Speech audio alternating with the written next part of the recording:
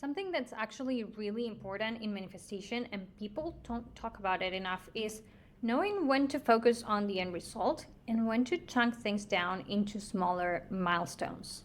So in this video, I'm going to share 4 breakthroughs that I've had that help me manifest differently. Hi, I'm Ellen, and I'm on a mission to help you manifest your best soft life by making mindset and manifestation make sense. If that's the life you're creating, then like, comment, and subscribe. Let's go. Here's the first one, because go to the end is amazing advice until it's not. Sometimes going straight to the end creates expansion, and sometimes it creates resistance, disbelief, and your nervous system just shuts down. So the question is not which one is correct. The question is, what is the most effective approach for this desire, for my nervous system, for right now? Money is a great example of why chunking down can be powerful. If you've never seen $1 million in your bank account and you start affirming, I have $1 million, I have $1 million, I have $1 million, it can feel just so unreal that your brain is going to reject it instantly. Because your nervous system doesn't have a reference point for that level of safety and abundance yet. So instead of trying to jump from 0 to $1 million, you can build the belief in steps. Maybe you can say, I want to make an extra $500 a month. I want to have $10,000 in savings, then 25, then start making $30K a month, then 50, and it grows from there. And what you're really doing is not limiting yourself, but training your nervous system to normalize more. You're building a bridge your subconscious can actually walk across without panicking. Because money manifestation is often about capacity. Can your nervous system really hold more? Can you receive without the guilt, without fear, without immediately spending it all? Or self-sabotaging because it feels too good to be true? So chunking it down isn't small thinking, but smart thinking. It's sustainable expansion. But then when we're talking about SP manifestation, a lot of the time I recommend the opposite. I recommend going to the end. Because with a specific person, chunking down can become a trap. Let's say you're in no contact and you're manifesting someone from your past. People get obsessed with the first milestone. Let me just manifest a text, manifest the call, manifest the apology, manifest the second first date, manifest them saying the perfect words.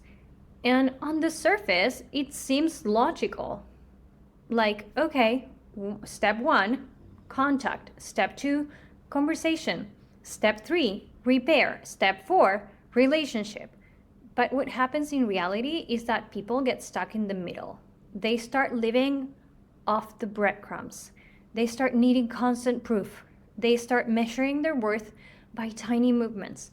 Did he watch my story? Did he like my photo? Did he say good morning? Did he reply fast enough? And the biggest issue is that this keeps you energetically tied to the old version of the relationship. It keeps you in the loop of needing the past to be fixed before you allow yourself to move forward. This is where the mental court case concepts comes in my Return of the King program. You're litigating with your specific person in your head. You're waiting for them to show up and say, I'm sorry, I hurt you, I regret it, I can see everything now. And you're rehearsing these arguments. You're preparing your closing statement, you're building a case, and you're imagining the conversation where you finally get to say everything that you didn't say before. And I get it. It feels like closure. It feels like justice. It feels like emotional safety. But it's a trap because you're not actually manifesting love. You're manifesting a trial. You're manifesting a moment of validation instead of the relationship itself. And the truth is, the end goal isn't an apology. The end goal isn't just a text. The end goal isn't a conversation where you win. The end goal is being in a loving, committed relationship where you feel secure, chosen, and held. So when it comes to SP work, focusing on the end state is often the fastest way out of that loop. because you stop negotiating with the past version of them.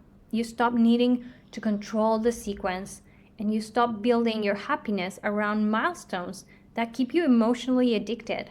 You stop manifesting them coming back, and you start manifesting forward, the correct version, the evolved version, the version that can and will stay. And that is why the strategy changes depending on the desire. With money, smaller milestones can build belief and safety, but with SP, smaller milestones often keep you attached to lack and waiting. One teaches your nervous system to receive more, but the other one can accidentally teach your system to chase. So the real skill is learning how to spot the difference, knowing when to zoom in and when to zoom out, knowing when the next step is helpful and when the next step is just your nervous system trying to get relief from uncertainty. Because you don't want to manifest crumbs, you want to manifest the life. I hope this helped you make sense of things, and if it was as much as a breakthrough to you, share that in the comments. Bye.